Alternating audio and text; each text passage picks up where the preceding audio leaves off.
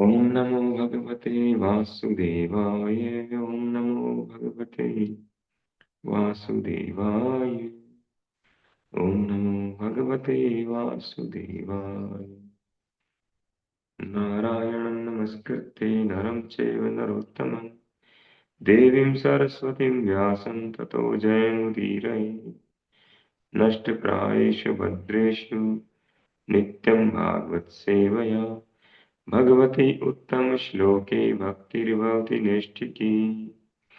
नमः ओं विष्णुपादाय कृष्णप्रेष्ठाय भूतले श्रीमते भक्तिवेदांत स्वामिनिति नामिने।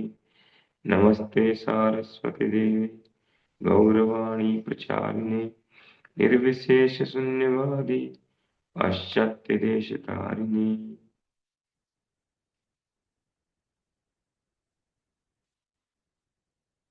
श्रीमद् भागवतम स्कंद 1 अध्याय 9। भगवान श्री कृष्ण की उपस्थिति में विष्णुदेव का देह त्याग। श्लोक संख्या 42।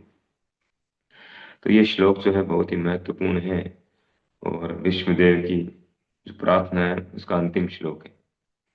और इस श्लोक में विष्णुदेव जी ने पूरा सार दे दिया है, कंक्लूजन।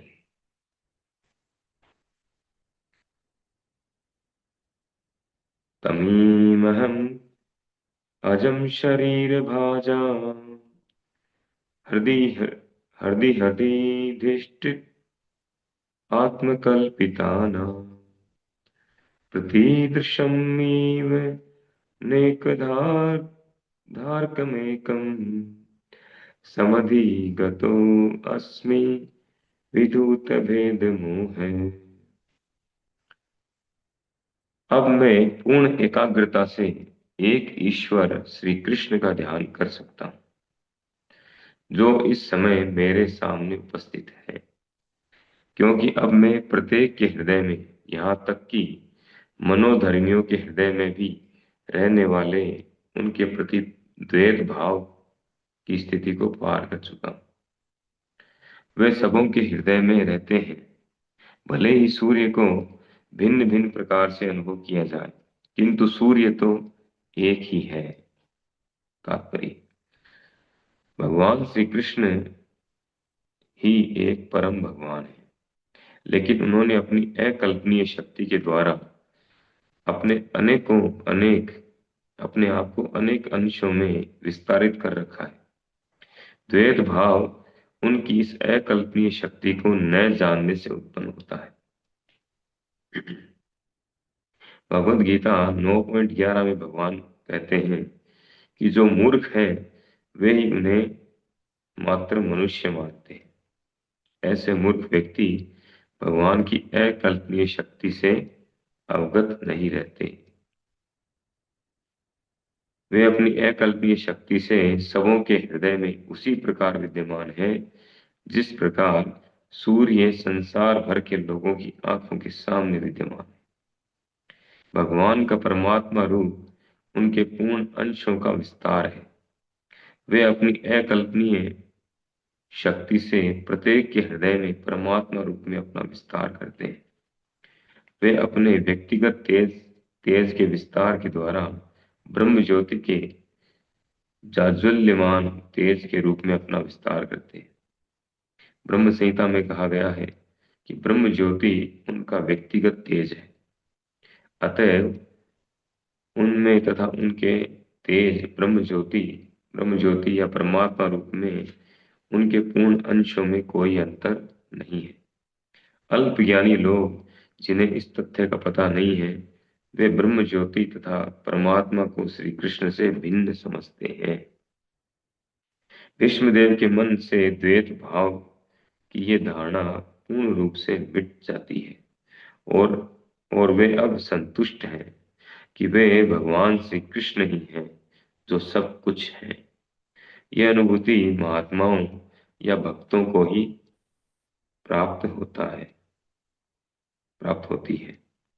जैसा कि भगवद गीता 7.19 में कहा गया है कि वासुदेव ही सर्वे सर्वा है और वासुदेव के बिना किसी का कोई अस्तित्व नहीं है। वासुदेव या भगवान श्री कृष्ण ही आदि परम पुरुष हैं, जिसकी पुष्टि अब एक महाजन द्वारा हो रही है। अतएव नव दीक्षितों तथा शुद्ध भक्तों दोनों को समान रूप से उनके चरण चिन्हों का अनुसरण करने का प्रयास करना चाहिए। भक्ति मार्ग के लिए यही विधि है। विष्णुदेव के आराध्य पार्थसारथी रूप में भगवान श्री कृष्ण है, और वही कृष्ण वृंदावन में गोपियों के सर्वाधिक मनोहर श्याम सुंदर है।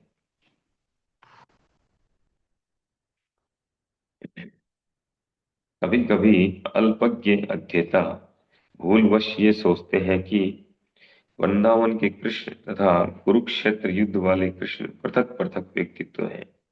लेकिन विष्णुदेव के मन से ये भ्रांति पूरी तरह दूर हो चुकी है।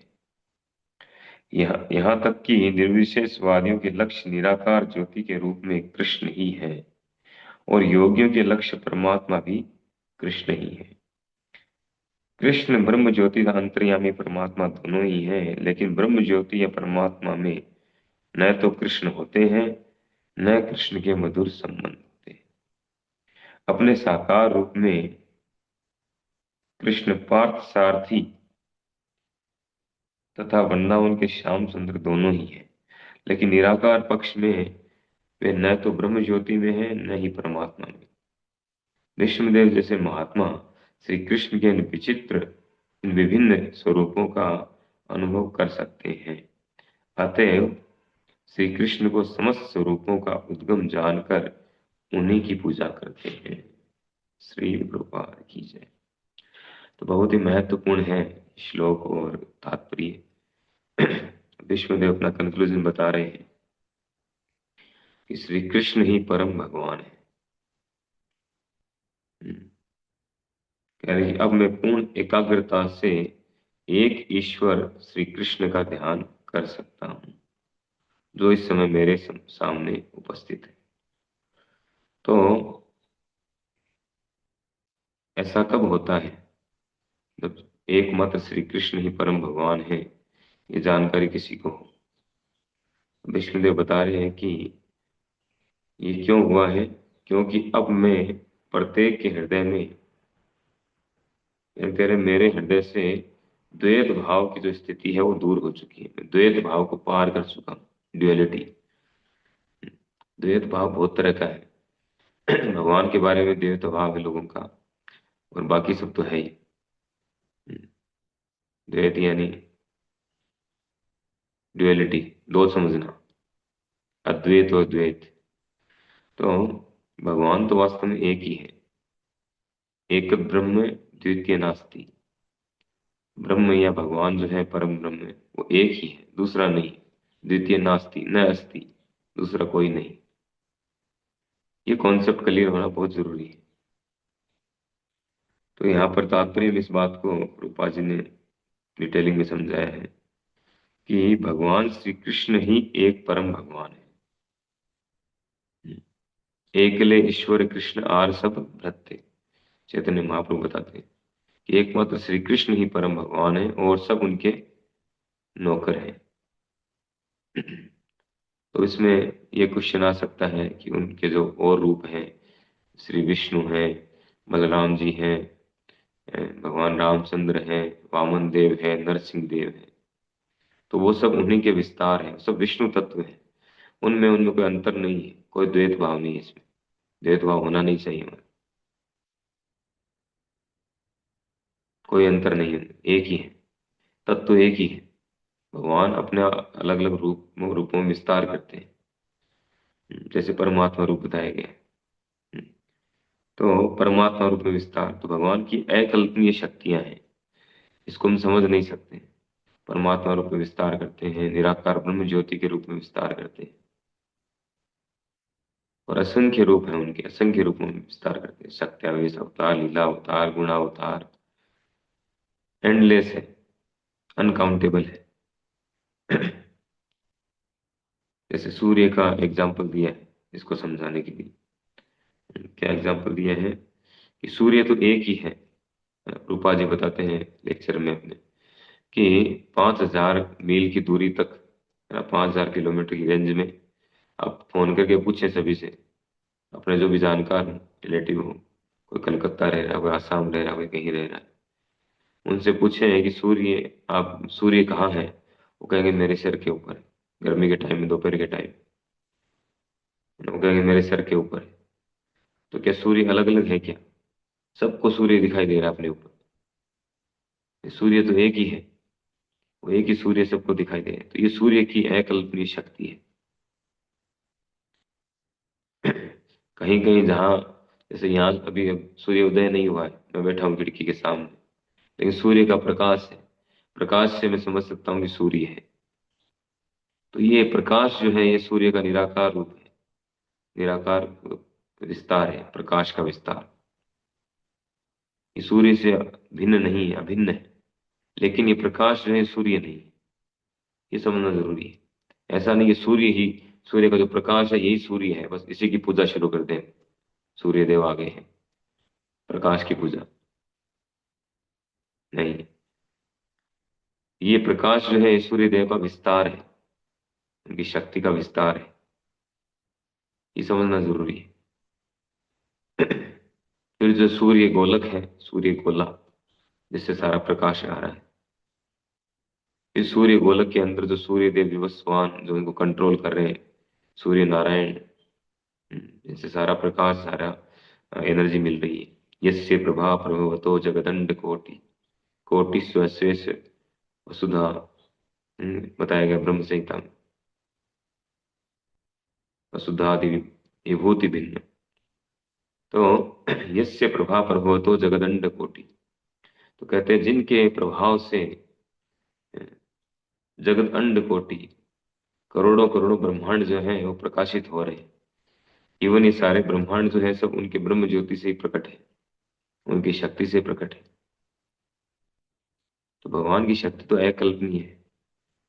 तो उसी एग्जाम्पल जो दिया है सूर्य देव का, कि सूर्य है, एक सूर्य है वो पूरे ब्रह्मांड को प्रकाशित कर रहा है।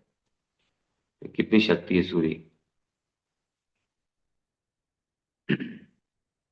इवन साइंटिस्ट तो कहते हैं कि सूर्य 1 सेकंड में इतनी ऊर्जा, इतनी एनर्जी दे रहा है कि पूरी पृथ्वी के 7 जो बिलियन लोग हैं, 7 अरब लोग, वो 5 लाख वर्षों में भी उस एनर्जी को खत्म नहीं कर सकते जितना सूर्य 1 सेकंड में उत्पन्न करता है। कितना शक्तिशाली सूर्य। और ऐसे ऐसे करोड़ों सूर्य हैं, करोड़ों ब्रह्मांडों में। तो भगवान की शक्ति देखिए कितनी है, क्या कल्पना करेंगे। हम एक सूर्य को नहीं समझ सकते, एक ब्रह्मांड को नहीं समझ सकते, इवन इस पृथ्वी को नहीं समझ सकते पूरा। अभी तक साइंटिस्ट लोगों ने पृथ्वी को पूरा एक्सप्लोर नहीं किया है, पूरा पता नहीं लगा पाए, समुद्र का पता नहीं लगा पाए, अमेजन जंगल का पता नहीं लगा पाए। ऐसी बहुत सी चीजें हैं, हिमालय है, क्या इसका पूरा पता लगा लिया उन्होंने? कुछ नहीं। अभी कुछ परसेंट, 2-5% प्रतिशत जो है वो एक्सप्लोर कर पाए। तो ये भगवान की शक्ति है, सब भगवान की शक्तियों से काम हो रहा है। तो अचिंत्य है। तो उन भगवान को जिनकी शक्तियां अचिंत्य हैं, तो उनको समझना कोई आसान बात नहीं है। और वो जब यहाँ पे आते हैं, प्रकट होते हैं, यहाँ लीलाएं करते हैं, तो मूर्ख लोग जो हैं वो कहते हैं कि ये तो साधारण मनुष्य है, उनको भगवान के रूप में एक्सेप्ट नहीं करते। इसलिए भगवान ने गीता में कहा, वजानंति माम मूढ़ा मानुषम तनुम आश्रिता। 9.11 में प्रभुपाद जी ने कोट किया। ये जो मूर्ख है, मूढ़ है, मूढ़ नहीं मूढ़ा, मूढ़ तो जो है उसको समझाने से समझ जाता है। मूढ़ा जो है वो चिकने घड़े की तरह होता है, उस पर कोई प्रभाव नहीं पड़ता है, कितना ही समझाओ। तो जो मूढ़ा है वो कभी भगवान को नहीं समझ सकते। अवजानंती माँ मूढ़ा, भगवान कहते हैं जो मूर्ख है वो मुझे नहीं समझ सकते। मानुषिम तनुमाश्रितम, जब मैं मनुष्य रूप में यहाँ लीलाएं करता हूँ, तो मेरी दिव्यता को, मेरी अकल्पनीय शक्तियों को नहीं जान सकते।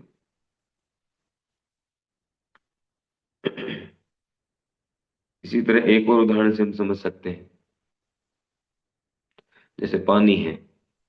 अब पानी, संपूर्ण विश्व में जितने मनुष्य हैं, 7 अरब जो मनुष्य हैं, सबको प्यास बुझाने के लिए पानी ही चाहिए। पानी पीना ही पड़ेगा। श्वास लेने के लिए ऑक्सीजन लेना पड़ेगा। तो पानी का उदाहरण लें, तो पानी को अलग अलग भाषाओं में अलग अलग नाम है पानी का ना। उर्दू भाषा में अलग नाम होगा, हिंदी में अलग है, संस्कृत में अलग है, बंगाली में अलग है। अ, जो इंग्लिश बोलने वाले वाटर कहते हैं, और जो चाइना वाले कुछ और कहते होंगे, रशिया वाले कुछ और कहते होंगे। तो इतने सारे नाम हैं, जितनी भाषाएं हैं, पूरे विश्व में हजारों भाषाएं होंगी, तो हजारों नाम है पानी की। तो क्या पानी हजारों तरह का हो गया, या वो अलग प्रकार का, उनके लिए अलग प्रकार का पेय होता है, पानी होता है, हमारे लिए अलग प्रकार का होता है? ऐसा है? पानी तो एक ही है, जो भगवान के द्वारा बनाया गया है। नाम अलग अलग है। अब वो समझे नहीं, चाइना चाइना जो पीते हैं, चाइना वाले पानी पीते हैं वो अलग है, और जो भारतीय लोग पीते हैं वो अलग है। या भारत में अलग अलग भाषाएं हैं, साउथ में जाएंगे, कितने, भारत में कम से कम 100-200 तरह की भाषाएं होंगी। तो क्या उतनी तरह का पानी है? पानी तो एक ही है। तो समझना जरूरी है। नाम अलग अलग हो सकते हैं, रूप अलग अलग हो सकते हैं, हम्म, लेकिन वस्तु एक ही है। उसी प्रकार से भगवान एक ही है, द्वितीय नास्ति, दूसरा कोई भगवान नहीं।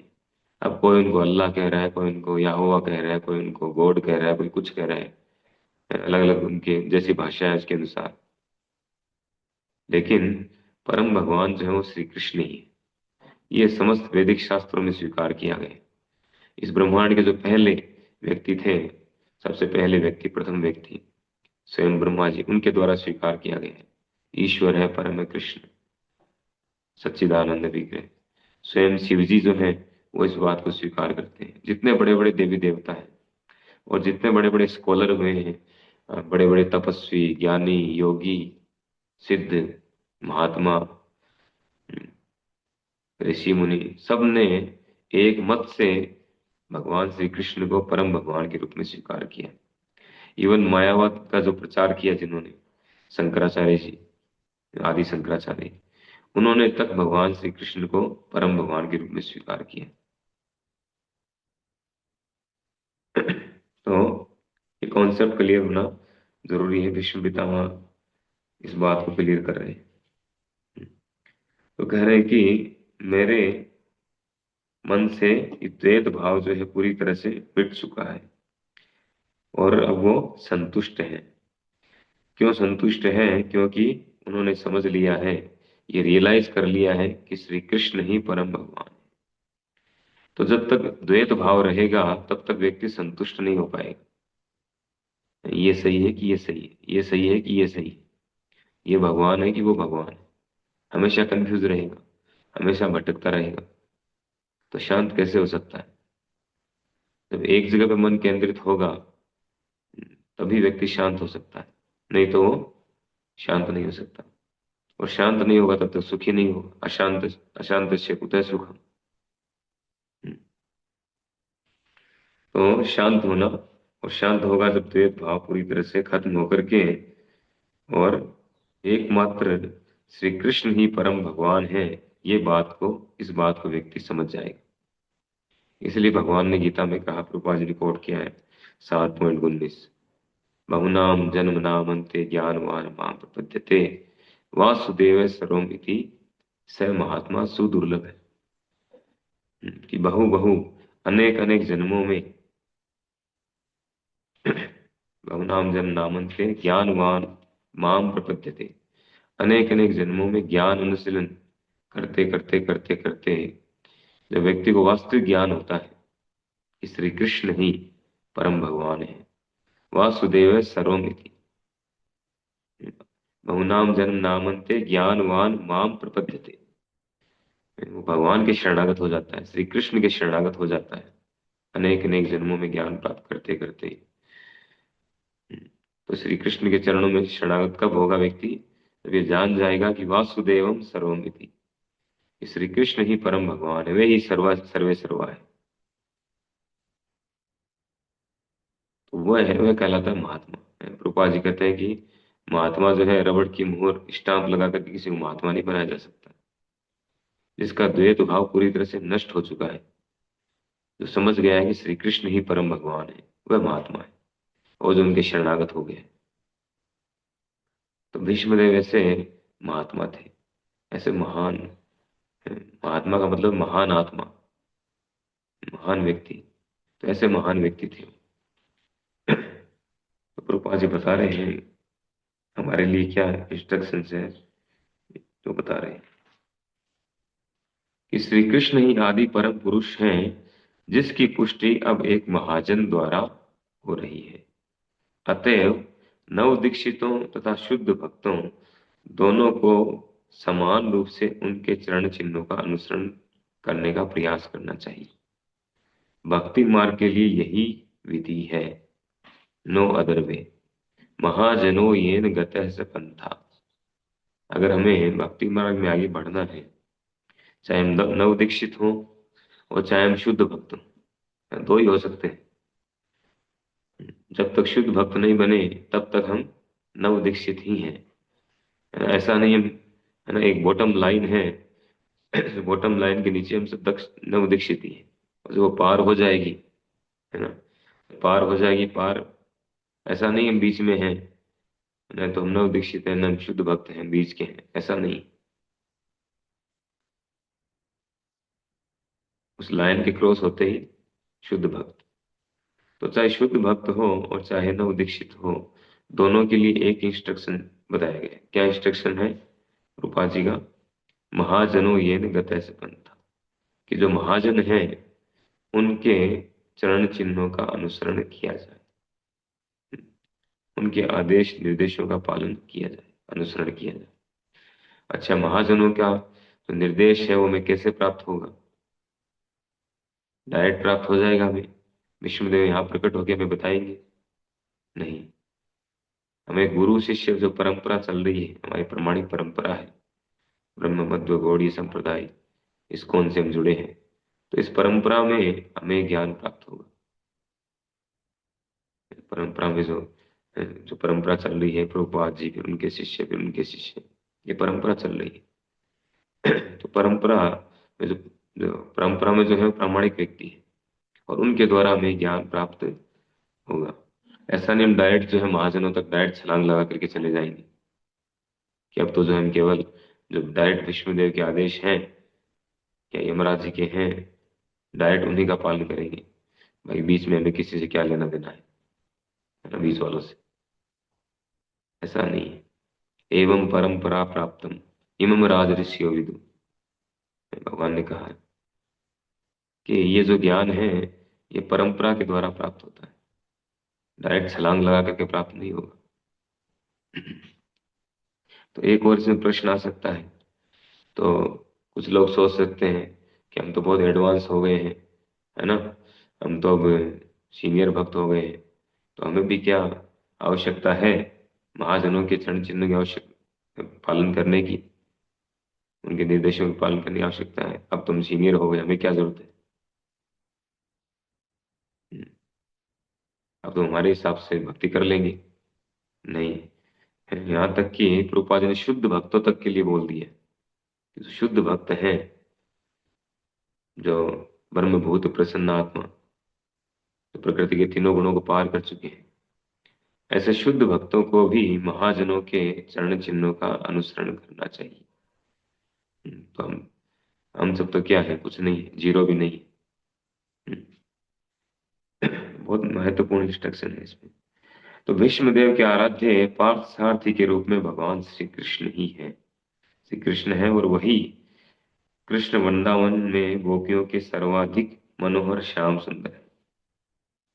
एक बात और प्रभुपाद जी क्लियर कर रहे हैं यहाँ पर, द्वैत भाव को और क्लियर करने के लिए। तो कभी कभी अल्पज्ञ अध्येता भूलवश ये सोचते हैं कि वृंदावन के कृष्ण तथा कुरुक्षेत्र युद्ध वाले कृष्ण पृथक पृथक व्यक्तित्व हैं। भगवान अलग अलग लीलाएं करते हैं, अलग अलग रूपों में। हम्म, मथुरा लीला, द्वारिका लीला, कुरुक्षेत्र लीला, वृंदावन लीला, गोकुल लीला, कितनी तरह की लीला है इनकी। अलग अलग एज में। तो लेकिन मूल रूप से भगवान तो एक ही है, परम भगवान श्री कृष्ण ही है। वो अलग अलग रूपों में अलग अलग जगह पर अलग अलग प्रकार से लीलाएं करते हैं। ये कॉन्सेप्ट क्लियर होना जरूरी है, ऐसा नहीं कि अलग अलग है। भूल वश ये नहीं सोचना चाहिए। लेकिन भीष्म देव के मन से ये भ्रांति पूरी तरह दूर हो चुकी है, यहाँ तक कि निर्विशेषवादियों के लक्ष्य। तो निर्विशेषवादियों के लक्ष्य वैसे तो क्लियर हो चुका है, थोड़ा और हम समझ लेते हैं। उनके उनका लक्ष्य है ब्रह्म ज्योति, निराकार ब्रह्म में लीन हो जाना। और योगियों के लक्ष्य परमात्मा, परमात्मा का हृदय में ध्यान करते हैं, उनका दर्शन पाते हैं। योगियों के लक्ष्य है। तो दोनों ही जो है, कह रहे हैं कि दोनों ही कृष्ण है, अलग नहीं है। वो कृष्ण से स्वतंत्र नहीं है। कृष्ण से स्वतंत्र कोई भी नहीं है। न तो कोई देवी देवता उनसे स्वतंत्र है, न ही कोई जीव, कोई भी जीव उनसे स्वतंत्र है। और न ही ये पूरे अनंत कोटि ब्रह्मांडों में कोई एक एक ब्रह्मांड या एक लोक या एक इंच एक सेंटीमीटर जगह भी उनसे स्वतंत्र नहीं। सब कुछ भगवान के कंट्रोल में। तो कह रहे हैं कि ये भी कृष्ण ही है दोनों। लेकिन ब्रह्म ज्योति या परमात्मा में न तो कृष्ण होते हैं, न कृष्ण के मधुर संबंध। तो जो भक्त हैं वो श्री कृष्ण से के साथ आदान प्रदान करना चाहते हैं। वो ब्रह्म ज्योति या परमात्मा उसमें नहीं जाते हो। क्यों नहीं जाते हैं? क्योंकि उनमें और श्री कृष्ण में क्या अंतर है? वो श्री कृष्ण ही है, श्री कृष्ण की शक्ति का विस्तार है। श्री कृष्ण के अलग अलग रूप है। लेकिन उनमें उनमें अंतर क्या है? अंतर है कि उनमें आदान प्रदान नहीं है। जो प्रेम का आदान प्रदान है, रसों का आदान प्रदान है, वो ब्रह्म ज्योति में नहीं हो सकता है। और न ही परमात्मा रूप के साथ हो सकता है।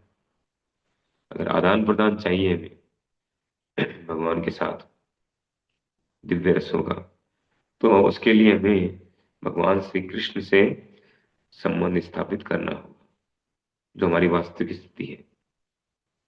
तब हम वो दिव्य रस का आस्वादन कर सकते हैं। लेकिन निराकार पक्ष में वे न तो ब्रह्म ज्योति में है और न परमात्मा। तो भीष्म देव का कॉन्सेप्ट क्लियर हो चुका था। कह रहे कि श्री कृष्ण के विभिन्न रूपों का अनुभव कर सकते हैं विष्णुदेव जैसे महात्मा। भगवान श्री कृष्ण के विभिन्न रूपों का अनुभव कर सकते हैं। तो सारा अनुभव कर चुके थे, सब कुछ जान चुके थे और समझ चुके थे कि श्री कृष्ण ही परम भगवान है। इसलिए वो श्री कृष्ण के समक्ष अपने हृदय के उद्गारों को प्रस्तुत कर रहे हैं और उनकी पूजा कर रहे हैं। उन्होंने पहले क्लियर कर दिया इस श्लोक में कि परम भगवान जो है श्री कृष्ण है, और एकमात्र एक ही ईश्वर, जैसा कि शंकराचार्य जी ने कहा है कि एक ही परम भगवान हो श्री कृष्ण। एक ही ग्रंथ हो भगवत गीता, एक ही नाम एक ही मंत्र हो हरे कृष्ण महामंत्र। ये होना चाहिए। ये नहीं है तो हम द्वैत भाव में हैं। ये भी कर ले, वो भी कर ले, वो भी कर ले, क्योंकि हमें डाउट है, पता नहीं इससे पूरा हम सक्सेस होंगे कि नहीं होंगे, तो थोड़ा ये भी कर लेते हैं, है ना? दो नाव में सवार होना चाहते हैं। पता नहीं। हाँ, बहुत जगह पे होता है द्वैत भाव, हर जगह पे होता है।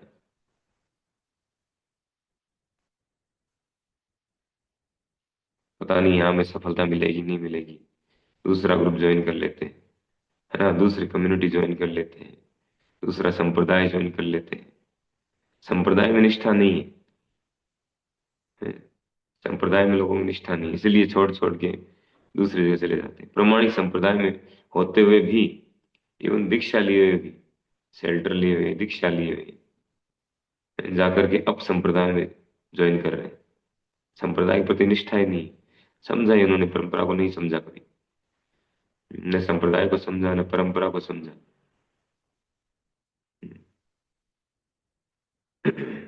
ऐसे लोग जो है कभी सक्सेस नहीं होंगे। द्वैत भाव है। तो भीष्मदेव जैसे महान आचार्यों से, महान भागवतों से हमें ये सीखना चाहिए, समझना चाहिए। हरे कृष्णा। श्रीमद् भागवत महापुराण की जय। श्रील प्रभुपाद की जय। हरे कृष्ण प्रभु जी।